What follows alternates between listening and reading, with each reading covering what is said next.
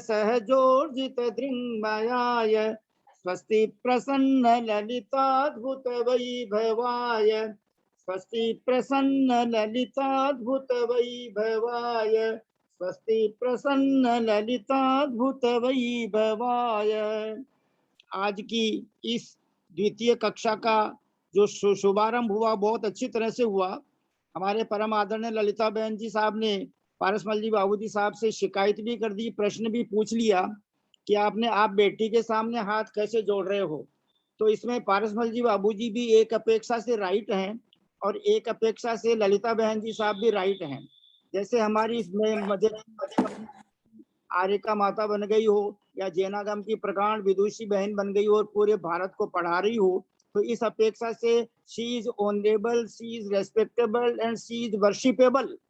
Therefore आपको पारसमल जी बाबूजी साहब ने आगे होके हाथ जोड़कर सादर जय जिनेंद्र निवेदन किया और बाद में जब आपने उनको ये माना, ये कहा कि आप बेटी के सामने हाथ क्यों जोड़ रहे हो, तो उन्होंने दोनों हाथ ओपन करके हम सबको मंगल आशीर्वाद भी प्रदान कर दिया। ये तो बहुत अपने लिए खुशखबरी है, क्योंकि जय पारसनाथ अनाथ नाथ, अनाथों के नाथ है पारसनाथ भगवान और उनके नाम राशि पारसमल जी बाबूजी साहब हैं और उनके क्या क्या गुण हैं मेरे को तो बहुत अच्छी तरह रियलाइज होते हैं जब से हम उनके संपर्क में आए हैं। श्रावक के षडावशों का पालन करते हैं, मुनियों के अनन्य भक्त हैं, इसलिए आज की यह सभा बहुत अच्छी तरह से प्रारंभ हुई, बहुत अच्छा लगा। और आज सौभाग्य दशमी भी है, सबके चेहरों पर ज्यादा खुशियां हैं। इस ग्रुप में हमारे परम आदरणीय बाबूजी साहब श्रीमान पारसमल जी बाबूजी साहब, परम आदरणीय बाबूजी श्री शंभूलाल जी जैन साहब, परम आदरणीय बाबूजी श्री नेमीचंद जी साहब जयपुर निवासी, और हमारे परम आदरणीय अम्मा जी उमराव देवी जी, परम आदरणीय तारा देवी जी श्रावगी जी, और परम आदरणीय उषा बहन जी, उषा देवी जी सेठी साहब, जितने भी वयोवृद्ध बुजुर्ग विराजमान है उन सबको हम विनय पूर्वक सादर प्रणाम, सादर प्रणाम और सादर जय जिनेंद्र निवेदन करते हैं। और प्लीज ललिता बहन जी साहब आपसे क्षमा चाहते हैं कि आप एक बार जो है हम सब बोलेंगे, इसलिए एक बार तो सब खोलेंगे ही खोलेंगे, अपनी आवाज खोलेंगे, हम सब बोलेंगे। परम आदरणीय ललिता बहन जी साहब से हम शिक्षा प्राप्त कर रहे हैं, अगर हम उनको प्रणाम नहीं करेंगे तो हमारा शिक्षा प्राप्त करने का तो जो है ना वो कार्यक्रम अधूरा ही रहता है, शुरू ही नहीं होता है। इसलिए हम सब जोड़कर पहले बोलेंगे परम आदरणीय ललिता बहन जी साहब को सादर प्रणाम, सादर प्रणाम, सादर प्रणाम, सादर प्रणाम,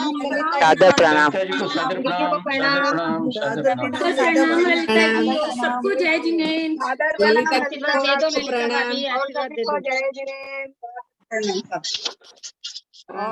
बहुत खुशी की बात है कि शिलोंग से मेघालय की राजधानी शिलोंग से मेरे को सुलोचना बहन जी भी दिखाई दे रहे हैं।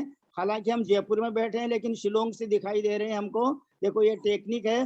तो परम आदरणीय सुलोचना बहन जी साहब, मैं आपसे विनम्र प्रार्थना करता हूँ कि आप मोक्ष मार्ग से नेतारम ये श्लोक पढ़ेंगे और उसके बाद में सम्यक दर्शन ज्ञान चारित्राणी मोक्ष मार्ग यहाँ से लेकर 8 सूत्र तक वाचन करेंगे। प्लीज सुलोचना बहन जी पांड्या साहब, शिलोंग निवासी।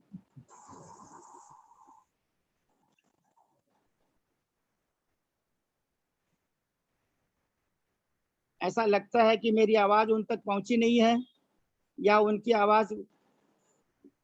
पंडित जी साहब आप बोल देना, बहुत समय निकल जाता है, 58 मिनट हो गया, आप बोल दें पंडित जी साहब।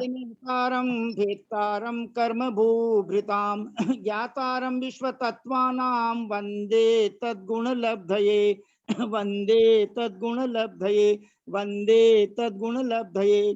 सम्यक दर्शन ज्ञान चारित्राणी मोक्ष मार्ग है, तत्वार्थ श्रद्धानम सम्यक दर्शनम तन निसर्गादधिगमाद्वा जीवा जीवाश्रव बंध संवर निर्जरा मोक्षास्तत्वम नाम स्थापना द्रव्य भावतस्तन्यास प्रमाण नयैरधिगम निर्देश स्वामित्व साधनाधिकरण स्थिति विधानतः सत्संख्या क्षेत्र स्पर्शन कालांतर भावाल्प बहुत्व। परम आदरणीय ललिता बहन जी साहब, एक जिज्ञासा है, ऐसा जो कभी कभी कह देते हैं कुछ लोग, सब तो नहीं कहते, कि भूतकाल में जितने सिद्ध हुए उनसे अनंत गुणे भविष्य में होंगे। क्या दैट इज राइट सेंटेंस? क्या वो सेंटेंस राइट है? एक तो इसका समाधान करना। दूसरी बात कि भूतकाल में अब जैसे केवली भगवान से कोई पूछे कि भगवान आप तो सर्वज्ञ हो, आप मेरे को ये तो बताओ कि मेरा सबसे पहला भाव कौन सा था। तो इन दो प्रश्नों का समाधान करके और काल प्ररूपणा के बारे में आप हमें आगे समझाने की कृपा करें, प्लीज रिक्वेस्ट। सरस्वती नमस्तुभ्यं वरदे कामरूपिणी विद्यारंभं करिष्यामि सिद्धिर्भवतु मे सदा। द्वादशांग जिनवानी माता की जय। सत्संख्या अनुयोग द्वार ग्रंथराज की जय। मुनि श्री प्रणम्य सागर जी महाराज की जय।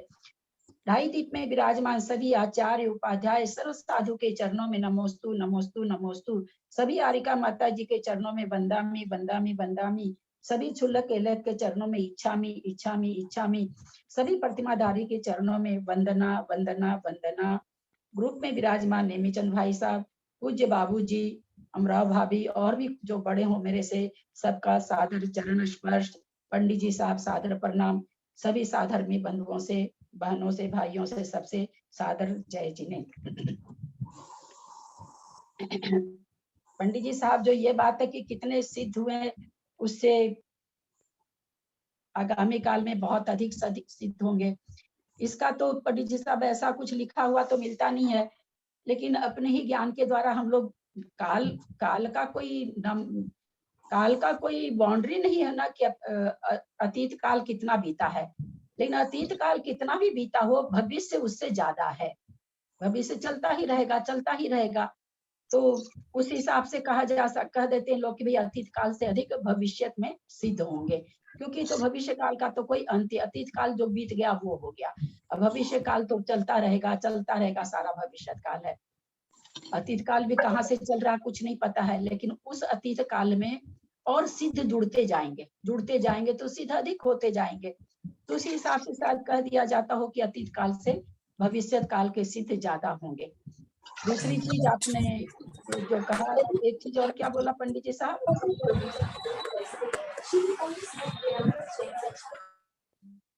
जी, मैंने ये प्रश्न किया आपसे कि किसी ने केवली भगवान से पूछा कि भगवान आप तो सर्वज्ञ हो, आप मेरे को ये बताने की कृपा करो कि मेरा सबसे पहला भव कौन सा था। पंडित जी साहब, पहला भव होता ही नहीं तो केवली भी कहाँ से बता देंगे। पहला भव होने का मतलब तो आदि हो गए आप।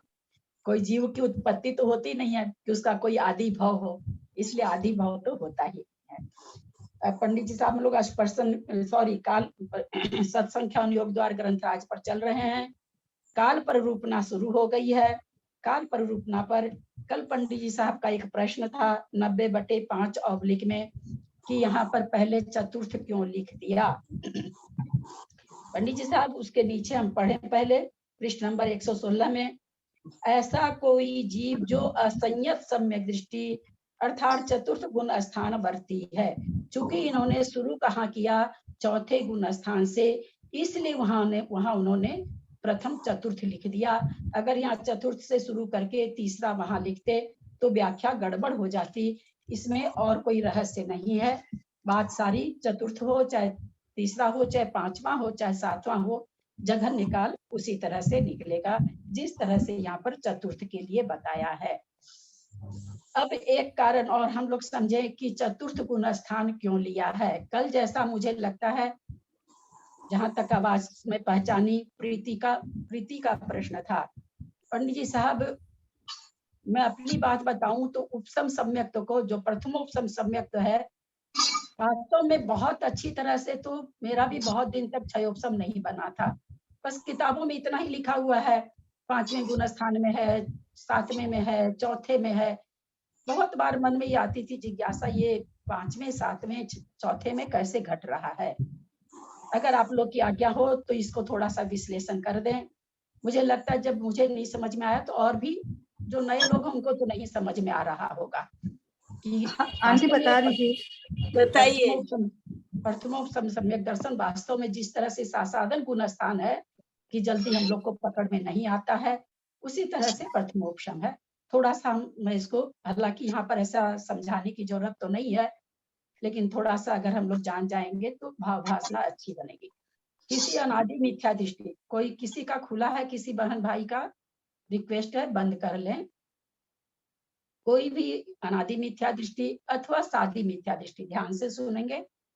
5 प्रकृति का उपशम कर रहा है, 6 का कर रहा है, 7 का कर रहा है, तीनों तरह का उपशम होता है। अब जिसने 6 प्रकृति का उपशम किया, जिसने 5 का किया, जिसने 7 का किया, और वो क्या कहलाया? औपसमिक। मुझे ये बताएंगे, ये जो औपसमिक सम्यक दृष्टि जो जिस समय बना, 6 को उपशम करके, 7 को उपशम करके अथवा 5 को उपशम करके, जितनी देर वो उपशम सम्यक दृष्टि है, हमारे जैसे लोग, हम पहले अपने पर घटाते हैं, हमको तो अपना ही कल्याण चाहिए। बाबूजी, उस समय उसका कौन सा गुण स्थान होगा?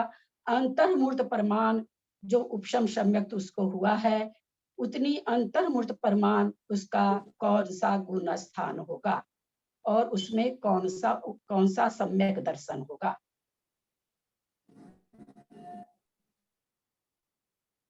मुझे पूछे क्या? हाँ हाँ बाबूजी, मतलब इसलिए आपसे पूछ रहे हैं कि हमको पता तो चले कि इतनी उम्र गंवा दी है, हम लोग कुछ समझे हैं कि नहीं। अनादि मिथ्या दृष्टि जीव के तो पांच ही, जो अनंतान मंदिर की 4 और मिथ्या, ये 5 का ही टुकड़ा करता है।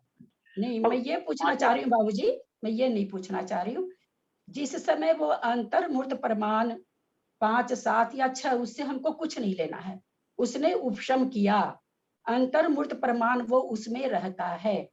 मेरा ये प्रश्न है कि उस समय हम अपनी, पहले आप लोग समझ लीजिए, हम लोग अपनी बात कर रहे हैं, प्रथमोपशम कोई भी प्राप्त कर सकता है, हम अपनी बात कर रहे हैं, हमको प्रथमोपशम सम्यक दर्शन हुआ, हमारे 7 थी या 6 थी या 5 थी, उसका यहाँ पर उल्लेख नहीं कर रहे हैं। अंतर्मूर्त प्रमाण जो उस समय उपशम सम्यक दर्शन हुआ, मैं ये पूछना चाह रही हूँ कि हमारा कौन सा गुण स्थान रहेगा उस समय, और उसमें कौन सा सम्यक दर्शन रहेगा? अभी तो हम ग्रस्त अवस्था में हैं और व्रत नहीं है, तो चौथा गुण स्थान ही होगा। जो व्रती पहले व्रत ले लिया है और सम्यक तो नहीं धारण किया था, वो जो प्रथम करेगा उसके 5 होगा, और मुनि यदि पद धारण कर लिया हो और जिन्होंने मिथ्यात्व में है, वो 7वें गुण स्थान में आएगा। इस तरह से 3 गुण स्थान बने। हाँ, उस समय के सम्यक्त्व का क्या नाम है? औपसमिक सम्यक्त्व, है ना? उस सम्यक्त्व का नाम क्या है? औपसमिक सम्यक्त्व। तो जैसा कल प्रीति ने प्रश्न किया था, तो मेरे कल मन में भाव भासना आई कि ये चीज समझ, क्योंकि सब जगह लिखा हुआ मिलता है, प्रथमो ये औपसमिक सम्यक दर्शन चौथे में पहले में होता है, चौथे में होता है, 5वें में होता है, 7वें में होता है। समझ में नहीं आ रहा था कि क्या है ये प्रथम उपशम इस तरह से। इसकी भाव भासना जब इन दिनों में शास्त्र बहुत पढ़ा गया, तब समझ में आया।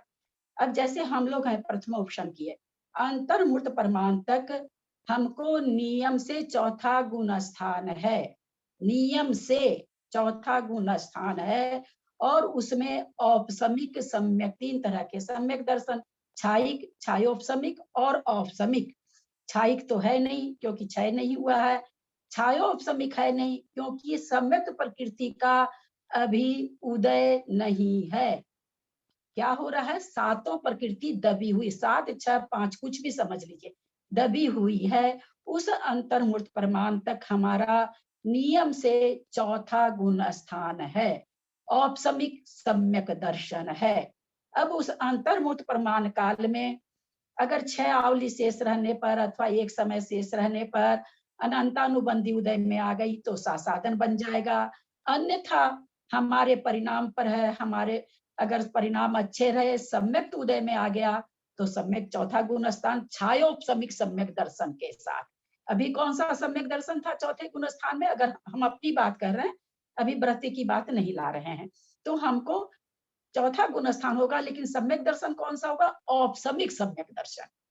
अब औपसमिक सम्यक दर्शन का काल कितना है? अंतर्मूर्त। अब अंतर्मूर्त बीत गया है, 3 टुकड़े हमने कर लिए, सम्यक उदय में आ गया तो सम्यक छायोपसमिक सम्यक दृष्टि बन जाएंगे चौथे गुण स्थानवर्ती।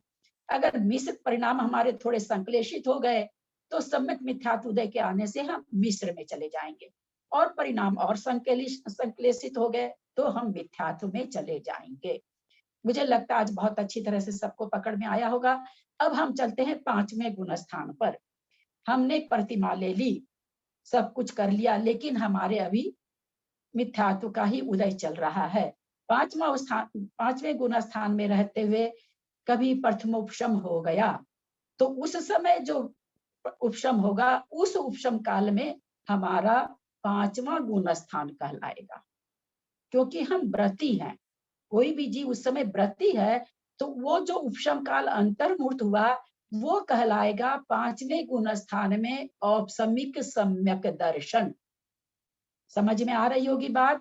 5वें गुण स्थान में औपसमिक सम्यक दर्शन कहलाएगा। जो कहा जाता है ना, चौथे में होता है, 5वें में होता है, 7वें में होता समझ में नहीं आ रहा था ये होता कैसे है। अब अगर 5वां गुण स्थान वर्ती को उपसम सम्यक दर्शन हुआ, अंतर्मुहूर्त वो उसका 5वें गुण स्थान में औपसमिक सम्यक दर्शन कहलाएगा। फिर उसके अगर सम्यक प्रकृति उदय में आ जाएगी, तो 5वें गुण स्थान में वो छायोपसमिक सम्यक दृष्टि कहलाएगा। अब हम 7वें गुण स्थान में चलते हैं। 7वें गुण स्थान में 2 तरह की बातें, कोई मुनि बन रहा है, मिथ्या दृष्टि है, मुनि बन रहा है। मुनि बनते बनते औपसमिक सम्यक दर्शन हो गया, तो उसका प्रथमोपसम उपशम काल में 7वां गुण स्थान भी घटेगा और औपसमिक सम्यक दर्शन घटेगा। कोई मुनि महाराज पहले से मुनि हैं, लेकिन मिथ्या दृष्टि है, तो उनको जब भी प्रथमोपशम होगा, उस अंतर्मुहूर्त काल तक 7वां मुनि महाराज के 7वें गुण स्थान में औपसमिक सम्यक दर्शन कहलाएगा। उसके बाद सम्यक प्रकृति उदय में आ जाएगी, छायोपसमिक सम्यक दृष्टि बन जाएंगे। ये इस तरह की व्यवस्था इसमें प्रथमोपशम में चलती है। प्रीति का तो कल प्रश्न कुछ दूसरा था कि अगर पहली बार प्रथमोपशम करता है, तो वो प्रथमोपशम किया करते ही, जैसे हम लोगों ने किया करते ही हमारा चौथा गुण स्थान तो बन गया औपसमिक सम्यक दर्शन के साथ। अब कुछ आचार्यों का कहना है कि पहले गुण नियम से मिथ्यात्व का उदय आता है, उस आचार्य के हिसाब से वो मिथ्या दृष्टि बन जाएगा। कुछ आचार्यों का कहना है कि जो भी प्रकृति जैसे भी परिणाम रहे, वैसी प्रकृति उदय में आएगी और वो उस गुण स्थान वाला बन जाएगा। हमको चूंकि हमारे पास कोई अभी नहीं है केवल ज्ञानी, हमको दोनों ही मान्यता अपने दिमाग में रखनी होगी।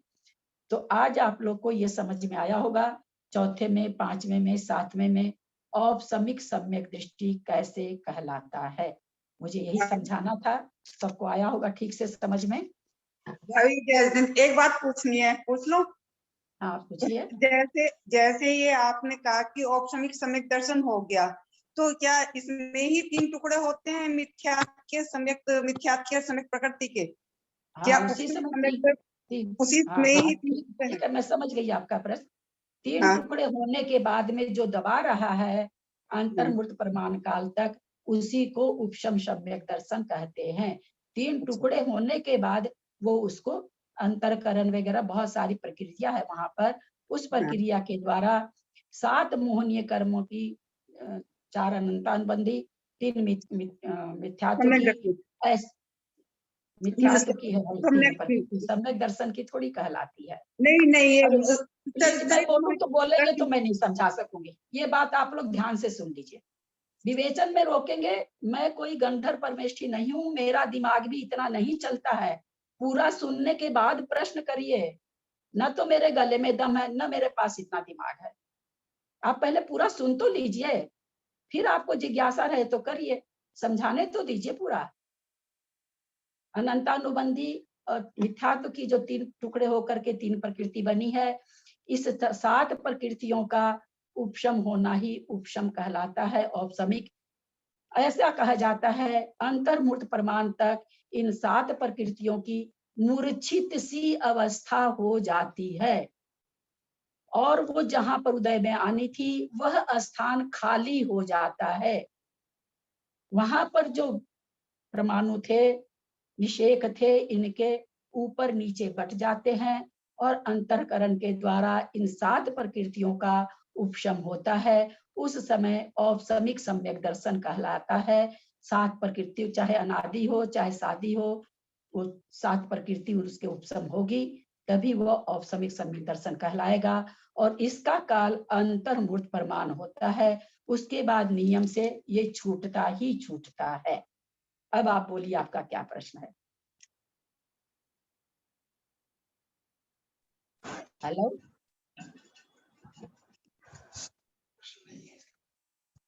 आपको समझ में आ गया होगा बीना जी? आगे चल रहे हैं। अच्छे से समझ। कोई प्रश्न तो पूछ लीजिए। व्याख्या के अंदर कोई प्रश्न ना पूछें, पूरे में करने के बाद खुद ही कह देती हूँ कोई प्रश्न है तो, क्योंकि फिर मेरे भी दिमाग से वो व्याख्यान निकल जाता है। मैं पूछूं एक ललिता दीदी?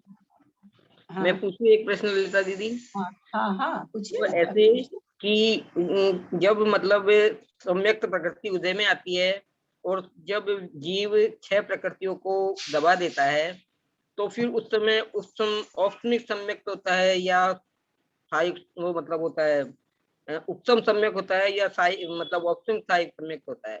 हाँ, आपका प्रश्न थोड़ा सा सुनने में मुझे कुछ लेट हो गई। एक तो आप अपना वीडियो ऑन करिए। कब पंडित जी का रोज भाव भाषणा रहती है, ज्ञान तभी ग्रहण होगा। मैं तो ऑनलाइन बोल रही हूँ, आप अपने को वीडियो ऑन नहीं करते हैं, हम उतनी बढ़िया से नहीं समझा पाते हैं। समझने के लिए आपको भी अपना वीडियो ऑन करना चाहिए। अब आप बोलिए, क्या बोलना चाह रही थी?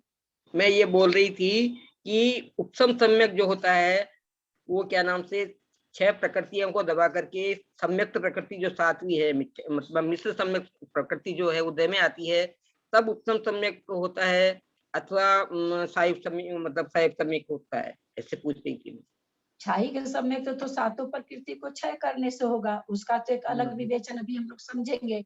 और रह हाँ। गया कि 7 प्रकृतियों को, सातों प्रकृति को दबाने से ही उपशम होगा। सम्यक्त प्रकृति के उदय से अभी हमने तुरंत बताया है कि जब सम्यक्त प्रकृति उदय में आती है तो वो छायोपशमिक सम्यक दृष्टि कहलाता है, औपशमिक नहीं कहलाता। औपशमिक तो सातों के दबने से कहलाएगा अथवा सातों के क्षय होने से छाई कहलाएगा। तो अगर सम्यक्त प्रकृति उदय में आती है तो वो छायोपशमिक कहलाता है। ठीक है। 90/6 चल रहे हैं। उत्कर्षेनार्ध उद्गल परिवर्तो देशो न। एक जीव की अपेक्षा सादी शांत मिथ्यात्व का उत्कृष्ट काल अर्ध पुद्गल परिवर्तन से कुछ कम है। किसका व्याख्यान चल रहा है? काल प्ररूपणा चल रही है। काल प्ररूपणा के अंदर मिथ्यात्व गुण स्थान का विवेचन चल रहा है कि उसका काल एक समय तो उन्होंने बता दिया कैसे है। काल का मतलब कितने समय तक, कम से कम कितने समय तक रह सकता है। उत्कृष्ट से मिथ्यात्व कितने समय तक रह सकता है, इसको काल प्ररूपणा कह रहे हैं। अब चूंकि यहाँ पर सम्यक्त प्रकृति की बात आ गई है, मिथ्यात्व का उन्होंने पहले ही बता दिया कि सर्वकाल है। एक जीव की अपेक्षा यहाँ कुछ कम 14 मुहूर्त कम करना है। जो लिखा है अर्ध पुद्गल परावर्तन में कुछ कम, तो ये यहाँ कह रहे हैं कि वो कुछ कम कितना है? 14 अंतर मुहूर्त है। कैसे है वो नीचे बता रहे हैं। कोई जीव सबसे कम अंतर मुहूर्त प्रमाण उपशम सम्यक्त के काल में रहकर पुनः मिथ्यात्व को प्राप्त होकर सादी मिथ्या दृष्टि हुआ। कोई अनादि मिथ्या दृष्टि प्रथमोपशम किया, प्रथमोपशम करने के बाद 7 प्रकृति आ गई उसके उपशम। अब यहाँ एक बात हम लोग जरूर ध्यान देंगे, सबसे कम अंतर मुहूर्त। ऐसा क्यों करेंगे? ये 14 अंतर मुहूर्त को लास्ट में ले जाके एक अंतर मुहूर्त कर देंगे। तो 14 अंतर मुहूर्त को जब हम एक अंतर मुहूर्त में समाहित करेंगे तो हमको बहुत छोटा छोटा अंतर मुहूर्त लेना पड़ता है। यहाँ करें सबसे कम अंतर मुहूर्त, यानी सबसे छोटा, कह सकते हैं एकावली एक समय। कोई जीव सबसे कम अंतर मुहूर्त प्रमाण उपशम सम्यक्त के काल में रहकर पुनः मिथ्यात्व को प्राप्त होकर सादी मिथ्या दृष्टि हुआ। प्रश्न ये खड़ा हो रहा होगा कि समय कम रहने से तो साधन में चला जाता है, अनंतानुबंधी का, ये सब विवेचन केवल गम में होता है। अंतर मुहूर्त तक उपशम नहीं छूटता है। अब वो अंतर मुहूर्त कितना बड़ा होगा ये उसके परिणामों पर है। छोटे अंतर मुहूर्त काल में भी वो मिथ्यात्व में आ सकता, अंतर मुहूर्त काल होना चाहिए। तो मिथ्यात्व को हुआ, सादी मिथ्या दृष्टि हो गया। बाद में मिथ्यात्व के साथ कुछ कम अर्ध पुद्गल परिवर्तन प्रमाण संसार में परिभ्रमण कर अंतिम भव के ग्रहण करने पर मनुष्य हुआ। हम सभी समझ चुके हैं कि सम्यक जिसको एक बार हो जाता है उसको मोक्ष जाने की टिकट मिल जाती है। अर्धपुद्गल परावर्तन रूल के नियम से मोक्ष जाता है। अब यहाँ पर मिथ्यात्व के साथ कितना घुमाया उसको, अर्धपुद्गल परावर्तन। मिथ्यात्व का काल कितना आ गया, किसके लिए, जो सादी मिथ्या दृष्टि है, अभव्य के लिए नहीं है, ये भव्य के लिए है। तो अर्धपुद्गल परावर्तन काल तक वो सम्यक्त्व को एक बार प्राप्त करने के बाद अधिक से अधिक कितना संसार में रहेगा, अर्धपुद्गल परावर्तन। अब उसमें 14 अंतर्मूर्त किस तरह से कम है वो बता रहे हैं। मनुष्य होकर अंतर्मूर्त काल संसार के अवशेष रहने पर निम्नलिखित 13 अंतर्मूर्त में वह संसारी से सिद्ध बन जाता है। अब कहते हैं मनुष्य हुआ, मनुष्य का अंतर्मूर्त जब काल शेष रहा, मतलब पूरे काल तक उसको मिथ्यात्व में, जो कि किसका समय निकाल रहे हैं, काल निकाल रहे हैं, मिथ्यात्व गुण स्थान का, मिथ्यात्व का। तो इसलिए पूरी आयु बिता करके अब उसको सम्यक्त करा रहे हैं, क्योंकि अगर पहले करा देंगे तो मिथ्यात्व का काल कम हो जाएगा, मिथ्यात्व का उत्कृष्ट काल लेना है। इसलिए एकदम जब अंतर्मूर्त उसकी आयु का अवशेष रहेगा, तब देखिए उस अंतर्मूर्त काल में वो कितना कार्य कर रहा है। 3 करण करके पुनः प्रथमोपशम सम्यक्त को प्राप्त किया। हम सभी कर्णानुयोग पढ़ते हुए ये चीज जान चुके हैं कि अगर कोई सादी मिथ्या दृष्टि है, चौथे गुण स्थान से मिथ्यात्व में आया, अगर तुरंत उसके परिणाम संभल गए तो भी वो 2 करण के द्वारा ही चौथे गुण स्थान को प्राप्त होता है। और अगर कोई बहुत ज्यादा काल रह गया तो उसको पुनः 3 करण करने पड़ते हैं, क्योंकि वो अनादिवत मिथ्या दृष्टि हो जाता है।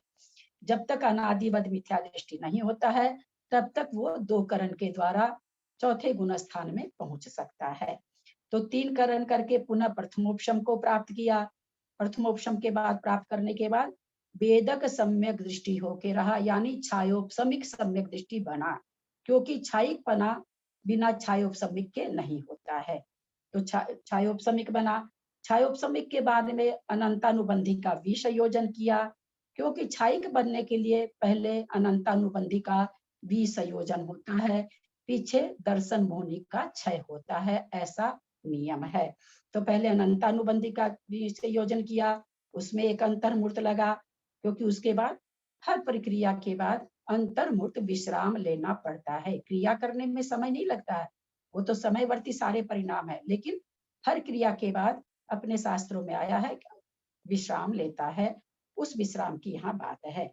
अनंतानुबंधी का विसंयोजन किया, फिर विश्राम लिया, फिर दर्शन मोहनी का क्षय किया, फिर विश्राम लिया, फिर 7वां गुण स्थान वर्ती हुआ, और फिर 7वें से 6ठे 7वें, इस तरह से हजारों बार आना जाना, पकड़िएगा समय को, पकड़िएगा, हजारों बार आना जाना, सब ये पूरा अंत में लास्ट में पूरा अंतर्मूर्त कर देंगे। अभी तो एक एक अंतर्मूर्त बता रहे हैं, हजारों बार आना जाना हुआ। छपक श्रेणी चढ़ने के लिए 7वें गुण स्थान में अध प्रवृत्त करण किया, यानी निरतिशय सातिशय अप्रमत गुण स्थान हुआ। अपूर्व करण छपक हुआ। सबका अंतर्मूर्त काल हम लोग जानते हैं, प्रत्येक गुण स्थान का अंतर्मूर्त काल है। अनिवृत्तिकरण छपक हुआ, सूक्ष्म सांप्राय छपक हुआ, छीन कसाय भीतराक छदमस्त हुआ, संयोग केवली हुआ, अयोग केवली होकर सिद्ध हो गया। इस प्रकार 13 अंतर्मूर्त अंतिम भव के, यानी पूरा मिथ्यात्व में बिता के आ रहा है। अपनी जितनी उस मनुष्य की आयु है, 60 है, 100 है, 200 है, एक पूर्व कोटि है, कोई भी आयु हो सकती है। अंतिम भव के और एक अंतर्मूर्त प्रारंभ का, जिसमें कि वो यह कर रहा, प्रथम बार सम्यक दर्शन कर रहा है, किया था। ये कौन सा सम्यक दर्शन? जिस समय अनादि मिथ्या दृष्टि होकर के सम्यक दर्शन को प्राप्त किया था, वो समय है। इस प्रथम बार सम्यक दर्शन प्राप्त किया था। ये मिलाकर अर्धपुद्गल परावर्तन काल में जो 14 अंतर्मूर्त कम हो जाते हैं, जो मिथ्यात्व का उत्कृष्ट काल है। ये सब मिलकर भी एक अंतर्मूर्त होता है, यानी ये 14 प्रक्रिया करके एक मिथ्या दृष्टि मनुष्य है, फिर से 3 करण करके अपनी वापस वेदक सम्यक्ति बनता है, और ये उसके बाद 14 अंतर्मूर्त में अथवा एक अंतर्मूर्त में सिद्धत्व को, सिद्ध शिला को प्राप्त हो जाता है। ऐसा हमारा अनोखा जैन धर्म है, जिसको पढ़ते हुए शरीर के रोए खड़े होते हैं, रोंगटे खड़े होते हैं। कैसी अद्भुत विलक्षण विवेचन है, कैसा उपदेश है आचार्यों का। तो इस तरह से इतना रुलने के बाद भी और एक अंतर्मूर्त में उसके परिणामों में कितनी उत्कृष्टता बन सकती है, ये यहाँ पर हमें परिलक्षित हो रहा है। 90/7 साथ अभी तक मिथ्या दृष्टि का चल रहा था, काल पर रूपना है, मार्गना चल रही है, लेकिन मार्गना अभी शुरू नहीं हुई है। मार्गना के पहले आचार्य 14 गुण स्थान में बताते हैं। आंटी एक उसके बार ये बाद लाइन विशेष वापस रिपीट कीजिए ना, ये लाइन वापस, ये मिलकर अर्थ पूर्वगल परिवर्तन काल में 14 हाँ, अंतर्मुख नहीं कम हो जाते नहीं हैं। समझ में आ रहा क्या बोल रहे हो? हम बोल रहे हैं ना आंटी, लास्ट वाला लाइन के ऊपर वाला लाइन, ये मिलकर अर्ध पुद्गल परिवर्तन काल में 14 अंतर्मूर्त कम हो जाते हैं जो मिथ्यात्व का ये लाइन फिर से समझा दीजिए ना, थोड़ा हाँ, कम समझ में आया। ऐसा है, जिसने एक बार सम्यक दर्शन प्राप्त कर लिया, वो अर्ध पुद्गल परावर्तन से ज्यादा नहीं रह सकता। कोई सोचे अर्ध पुद्गल परावर्तन घूम ले और उसके बाद फिर सम्यक दर्शन को करे, ऐसा नहीं होता है। जैसे मैंने करुणा में पढ़ाते हुए प्रीति बताया था कि कल पंडित जी ने पूछा था, तब भी मैंने इस चीज पर ध्यान दिलाया था। 66 सागर छायोपसमिक सम्यक दर्शन के साथ रह सकता है। 66 सागर कोई जीव रह गया, उसके बाद वो नियम से मिथ्यात्व को प्राप्त होगा। अगर अंतर्मूर्त पहले वो छायिक बनने की चेष्टा नहीं किया तो, या परिणाम नहीं हुआ तो। कोई सोचे 66 सागर बीत जाए उसके बाद छायिक सम्यक दर्शन करे, ऐसा नहीं होता है। 66 सागर के अंतिम अंतर्मूर्त पहले बीच में भी कर सकता है, क्योंकि यहाँ पर हमको काल निकालना है, तब ये बात बोल रहे हैं कि 66 सागर काल के अंतिम अंतर्मूर्त में ही उसको छायिक बनना पड़ेगा। कदाचित उसके ऐसे परिणाम नहीं हुए तो नियम से मिथ्या दृष्टि हो जाएगा। वो अलग विवेचन है कि एक अंतर्मूर्त के लिए तीसरे गुण स्थान में आके वापस 66 सागर रहता है, वो एक अलग विवेचन है। हम 66 वैसे भी अगर घटाओ तो वापस 66 सागर आकर के भी अंतिम अंतर्मूर्त में छायिक अगर नहीं बनता है तो वो मिथ्यात्व में चला जाता है, नियम से मिथ्यात्व में चला जाता है।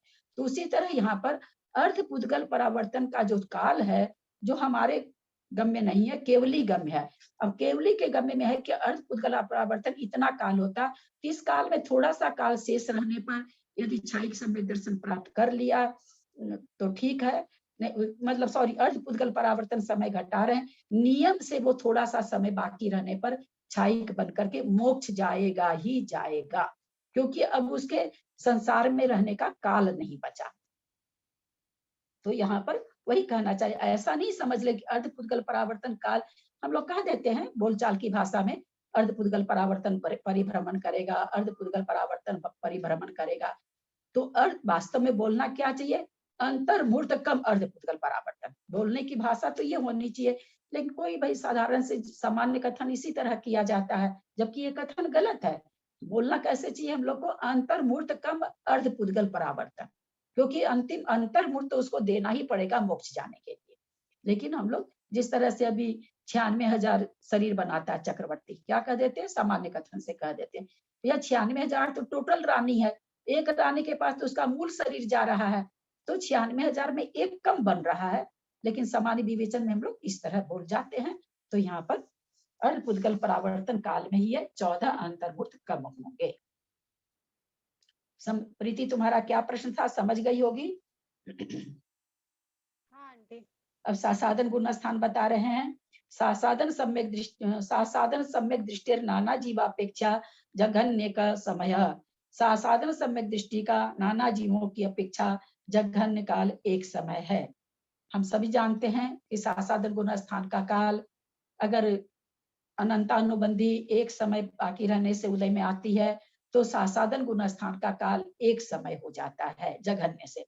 तो ये तो सबको पता है कि सासाधन गुण स्थान का जघन्य, कोई सासाधन गुण स्थान को प्राप्त हो गया तो कम से कम कितना रहेगा, तो एक समय तक तो रहेगा ही रहेगा। अब कह रहे हैं उत्कर्षेण पल्योपमा संख्ये भाग, इन्हीं का उत्कृष्ट काल पल्योपम का असंख्यात में भाग प्रमाण है। सासाधन सम्यक दृष्टि नाना जीवों की अपेक्षा जघन्य से एक समय तक होते हैं और उत्कृष्ट से पल्लोपम के असंख्यात में भाग काल तक होते हैं। नाना जीवों की अपेक्षा कथन है एक जीव तो एक समय रहेगा अथवा एक आवली रहे, 6 आवली की एक आवली है, 6 आवली है ना सर, 6 आवली रहेगा। हाँ हाँ, उत्कृष्ट 6 आवली तक रहेगा।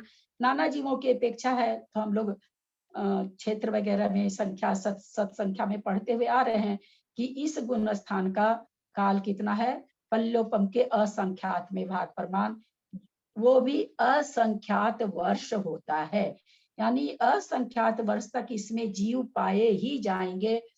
फिर ये सांतर मार्गना है, इसमें अंतर पड़ेगा ही पड़ेगा। तो इसका काल कितना हुआ, जघन्य से एक समय और उत्कृष्ट से असंख्यात वर्ष, जिसको हम शास्त्रीय भाषा में कहेंगे पल्योपम का असंख्यात में भाग प्रमाण।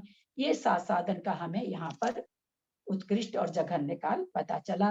ध्यान देंगे काल प्ररूपणा में गुण स्थान में काल प्ररूपणा घट रही है, मार्गना में नहीं घट रही है। हम अभी कोई गति आदि कोई मार्गना नहीं ले रहे हैं। प्रश्न, सांतर मार्गना किसे कहते हैं?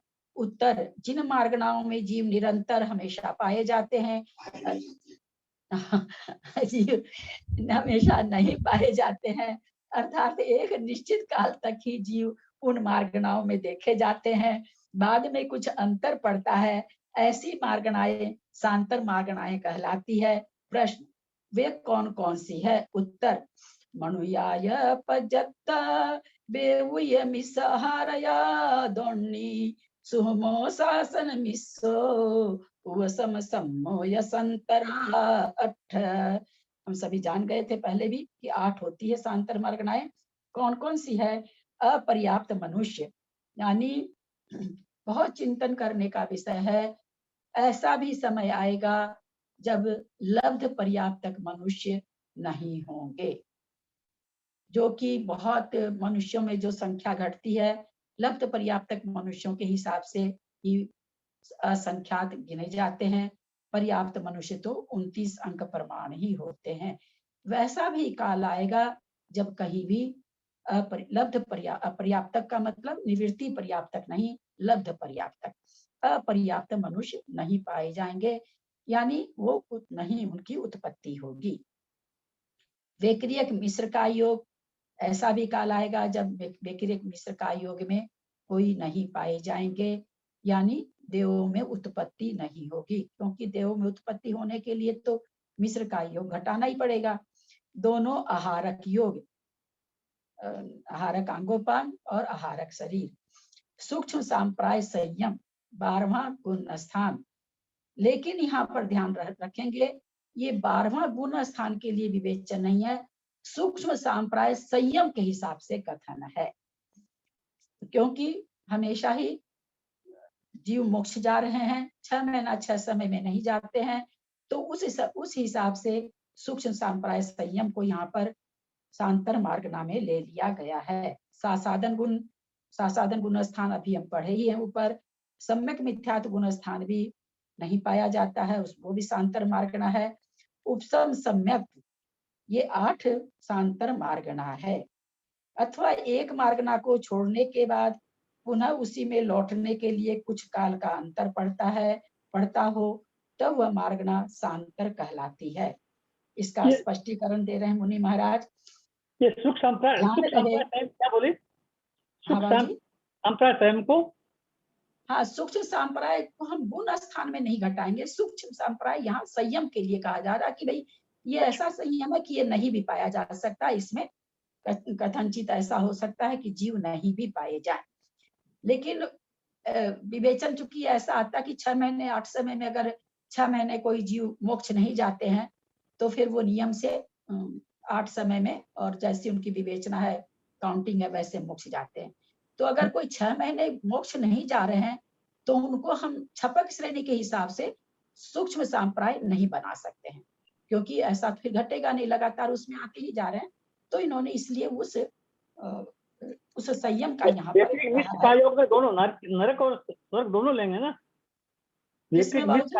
हाँ हाँ बाबूजी, हाँ, नरक का और देव का दोनों आएगा। अब ये कैसे होता है इसका स्पष्टीकरण मुनि महाराज दे रहे हैं। ध्यान रहे कि सासाधन गुण स्थान उन्हीं जीवों को प्राप्त होता है जो कि उपसम सम्यक दृष्टि हैं। सासाधन सम्यक दर्शन का काल जघन्य से एक समय उत्कृष्ट 6 आवली प्रमाण है। यह काल उपशम सम्यक के काल पर निर्भर करता है।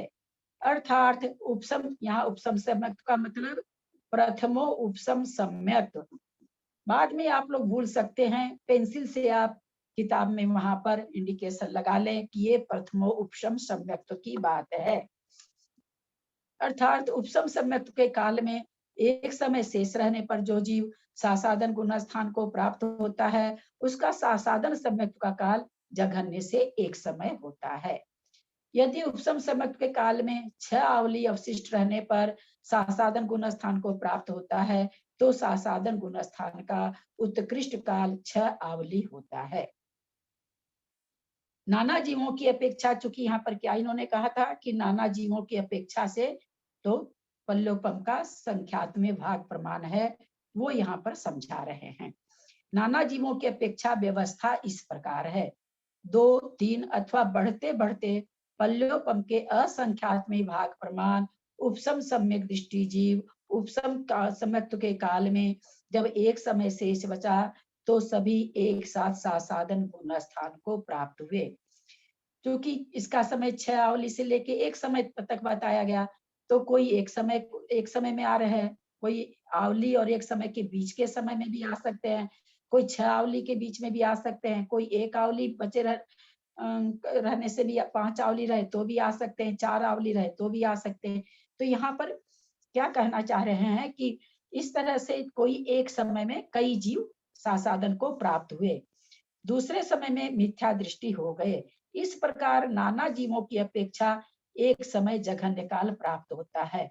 इसी प्रकार 2 अथवा 3 अथवा बहुत से उपसम सम्यक दृष्टि जीव एक समय को आदि लेकर उत्कृष्ट से 6 आवली प्रमाण उपसम सम्यक का काल शेष रहने पर सासाधन गुण स्थान को प्राप्त होते हैं। ये जीव अभी मिथ्यात्व को प्राप्त नहीं कर पाए कि अन्य दूसरे जीव भी उपसम सम्यक दृष्टि होकर सासाधन गुण स्थान को प्राप्त कर लिए। अब कोई जीव आए हैं जिनका 6 आवली अभी शेष बचा है, किसी का 5 आवली बचा है, सब जीव आते जा रहे हैं, आते जा रहे हैं। कब तक आते जा रहे हैं? वो पहले वाले जीव का कितना काल था? 6 आवली। अब हम सोच सकते हैं कि 6 आवली तक कितने जीव इकट्ठे हो सकते हैं वहां पर। जैसा हम लोगों ने पहले इसका उदाहरण समझा था कि एक दौड़ हो रही है, दौड़ में है कि 10 आदमी एक साथ दौड़ सकता है, और ये क्या नाम है, सो दौड़ 20 मिनट की है, और 10 मिनट के बाद में एक वृक्ष के नीचे आप 10 मिनट आराम कर सकते हैं। अब 10 लोग जोड़े, वहां पर 2 मिनट में पहुंचे, आराम कर रहे हैं। दूसरे फिर 10 दौड़े, चूंकि हर एक 5-5 मिनट के बाद 10 दौड़ना, 10 दौड़े, फिर वहां पहुंचे सब। अभी वहां पर 10, चूंकि वहां आराम कितना कर सकते हैं? 10 मिनट कर सकते हैं। तो इस तरह 10 मिनट तक जितने दौड़ के गए, मान लीजिए 5 बार लोग दौड़ करके वहां 50 हो गए। अब वो 50 हुए और फिर अगले 10 आने वाले हैं, उस समय पहले वाले 10 निकल गए, तो कितने संचित हो गए उस काल में? 50 संचित हो गए। जबकि दौड़े 5 बार में थे, 10-10 करके 5 बार में दौड़े थे, लेकिन जहां विश्राम करने का समय था वहां पर सबका विश्राम लेने से वहां पर संचित हो गए, सब दौड़ दौड़ करके आ गए और फिर अपने समय के अनुसार निकलते चले गए। वही चीज यहाँ पर संचय कर रहा है। 6 आवली में आया कोई 6 आवली वाला 6 आवली रहेगा, अभी 5 आवली वाला 5 आवली रहेगा, एक समय वाला एक समय रहेगा। तो इस तरह से वहां पर 6 आवली तक जितने जीव संचय हुए, 6 आवली के बाद जो पहले वाला जीव था 6 आवली वाला, वो अब मिथ्यात्व को प्राप्त होगा। इस तरह से जैसे जैसे समय होगा वैसे वैसे मिथ्यात्व को प्राप्त होगा। तो इतने समय तक वहां जीव संचित हो गए। दूसरे जीव उपसम सम्यक के शासन को, इस प्रकार यह श्रृंखलाबद्ध क्रम तब तक चलता रहता है जब तक कि इस श्रृंखला का काल पल्लोपम का असंख्यात्मक भाग प्रमाण नहीं हो जाता है। ये उत्कृष्ट समय को समझाना चाह रहे हैं। जीव आते जा रहे हैं, 6 आवली वाले एक समय वाले, 6 आवली वाले एक समय वाले, अपने अपने हिसाब से निकलते जा रहे हैं, अपने अपने हिसाब से। लेकिन उसमें लगातार जीव आ ही रहे हैं, कोई एक समय से, कोई एक आवली से, तो ये जो श्रृंखलाबद्ध एक समय के लिए भी उस गुण स्थान में जीवों की कमी नहीं हुई, मतलब कमी नहीं, मतलब रहित नहीं हुआ, गुण स्थान जीवों से रहित नहीं हुआ। तो ऐसा कब तक बनता रहेगा कि श्रृंखला से लोग उसमें आते जाएंगे और वो कड़ी बनी ही रहेगी। आ रहे हैं लोग उसमें, निकल रहे हैं, आ रहे हैं, निकल रहे हैं, जिनका समय हो रहा है वो निकल रहे हैं। तो बोल रहे हैं ऐसी श्रृंखला पल्य के असंख्यातवें भाग तक बनी रहेगी। पल्य के असंख्यातवां भाग असंख्यात वर्ष, इतने दिनों तक तो साधन गुण स्थान में जीव आते ही रहेंगे और उस गुण स्थान में जीव पाए जाते रहेंगे। उसके बाद नियम से, चूंकि सांतर मार्गणा है, कोई भी इस गुण स्थान में नहीं रहेगा। असंख्यात भाग प्रमाण नहीं हो जाता है, जो कि उत्कृष्ट काल है। इसके बाद नियम से अंतर पड़ेगा। मुनि महाराज एक उदाहरण से समझा रहे हैं। मान लो कि आचार्य संघ में 50 मुनिराज कुछ कुछ अंतराल के लिए विहार कर रहे हैं। ग्रीष्म का समय है। बहुत देर बाद एक वृक्ष दिखा। पहले उस वृक्ष की छाया में 2 मुनिराज आकर बैठे। 10 मिनट बैठे कि उन्होंने देखा और मुनिराज आ रहे हैं। वे जब आकर बैठ गए तो पहले बैठे मुनिराज विहार कर गए। वो भी 5 मिनट बैठ गए कि अन्य 4 मुनि महाराज आकर बैठे और पहले वाले चल दिए। इस प्रकार यह क्रम लगातार 2 घंटे तक चला। ऐसे ही वृक्ष की छाया में बैठने वाले का उत्कृष्ट काल की तरह साधन गुण स्थान का काल समझना कि एक आते हैं, एक निकल जाते हैं, कुछ आते हैं, कुछ निकल जाते हैं, जिसे संचय काल कहते हैं। इन लगातार बनी बारियों को उपक्रमण बार कहते हैं। जो लगातार बारी बन रही है, जो वहां मुनि महाराज बैठे, वो तो संचय कहलाया, संचय काल कहलाया। और जो ये लगातार जो आते जा रहे हैं लोग, जो श्रृंखला टूटती नहीं है, यानी जो श्रृंखला टूटती नहीं है, उस वारी को क्या कहते हैं? उपक्रमण बार। उपक्रमण बार यानी जो, इसको हम शब्दार्थ से समझ ले, जो उपक्रमित नहीं हो, अर्थात जो उल्लंघन नहीं हो, जिसका उल्लंघन नहीं हो, उसको उपक्रमण बार कहते हैं। यानी जो लगातार बना रहे उसको उस बारी को उपकरण बार कहते हैं। अगर उल्लंघन होता, मुनिराज चले जाते, वहां पर कोई नहीं रहता, तो ये उपक्रमण बार नहीं कहलाता, क्योंकि इसमें श्रृंखला टूट जाती है। तो जो श्रृंखला बनी रहती है, उस श्रृंखला बनाने वाली बारियों का नाम क्या है? तो उपक्रमण बार, ऐसा उसका नाम है। ओहो, 10:42 हो गया, ध्यान ही नहीं जाता है। किसी को कोई प्रश्न है तो पूछ सकते हैं, नहीं तो समापन करते हैं। 10 इसका काल संख्या काल प्रमाण है, मतलब इस साधन मुनि का जो समय है, मतलब इतने समय तक मुनि आ सकते हैं, जा सकते हैं, आ सकते जा सकते हैं। इसमें असंख्यात वर्ष तक साधन गुण स्थान में मुनि की बात यहाँ पर नहीं है। कोई भी यहाँ पर तो जो कोई भी जीव आ सकता है। प्रथमोपम जो अनादि मिथ्या दृष्टि भी प्राप्त करता है, जो भी प्रथमोपम वाले की बात है, तो जीवों की बात है, यहाँ मुनियों की बात नहीं है। साधन गुण स्थान में हम मुनियों के लिए नहीं बोलेंगे, अपने लिए वो जो भी च्युत हो रहा है वो आकर के इकट्ठे होते जा रहे हैं, जाते जा रहे हैं। तो कितने समय तक चलेगा? तो पल्ले के असंख्यात में भाग प्रमाण तक ये लगातार आते रहेंगे जीव और निकलते रहेंगे। उसके बाद नियम से सांतर मार्गना है, तो उसमें विच्छेद हो जाएगा। बहुत अच्छा समझ में आया भाई, बहुत ही अच्छा समझ में आया।